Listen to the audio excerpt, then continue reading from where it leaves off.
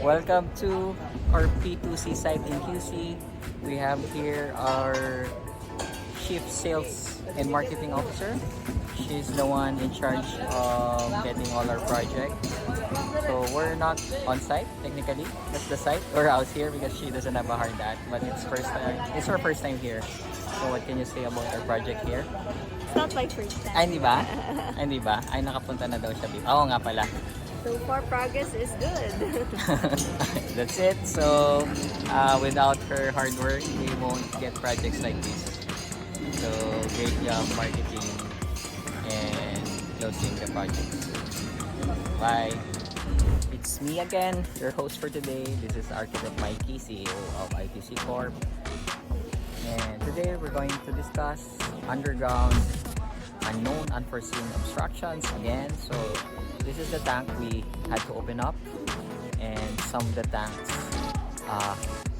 well actually all of them cannot be moved, so we had to build footings below the tank, so we have to be careful and protect them.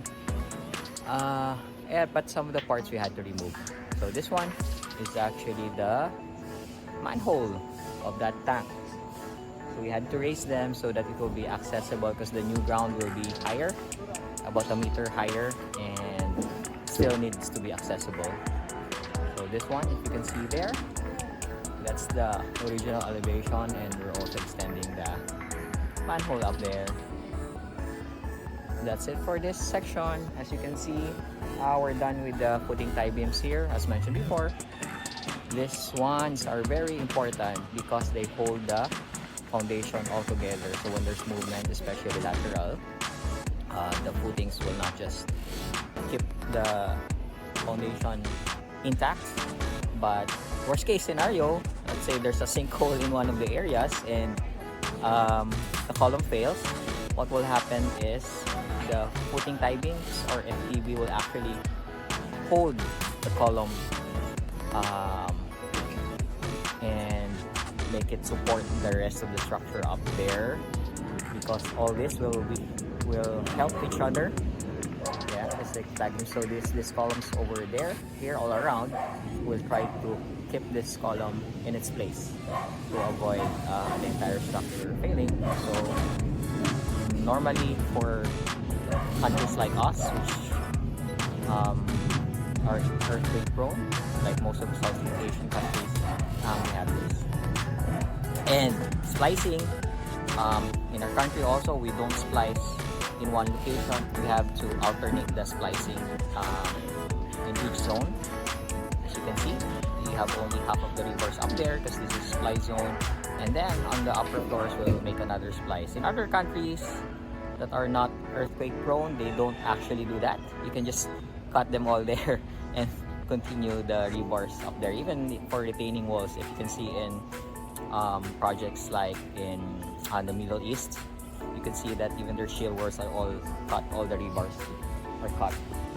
There, this one, here's an example. So we have columns at the corners of the shear wall. This is an elevator wall, and you can see we still have multiple sections for splicing. Alright, see you again till the next one. Over here we have our last foundation work. We were able to pour the footing about 2 months ago, but we could not push through with the first lift and the last sections of this FTB because of this. I mentioned this a few times ago, that the column will pass right through the wires. So it's funny because this column, not our column, but this post, electrical post, is actually inside the property of our client, yet we are supposed to pay them to transfer it outside.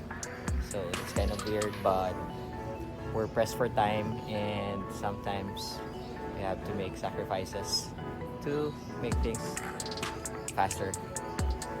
And that's it. This is Architect Mhykee, CEO of ITC CORP. I'm going to show you the rest of the sections in a while. So we have a special guest for today. Anong pangalan mo, kuya? Danilo? Ito yung nagkakalat sa bahay. Nag-iwan ng kalat doon. Kamusta naman trabaho dito? Okay naman sir. Masaya ba? Ayos naman. Kailan tayo matatapos? Hindi ko pa masabi sir. Clear na ano pa lang sir. Clearing na. Mukhang lumulusog ka dito Sino nagluluto dito? Kanya-kanya naman kami sir. Di masarap ko pala magluto. Pagkatapos dito sa bahay ka naman. Magluto. Sige. Bye. Over here, we have about 30 tons of newly delivered rebars. It's nice to have a backhoe on site so that we can unload the deliveries without using a crane, because we usually deliver at night, early morning, to avoid traffic. Yeah, and avoid crack ban also.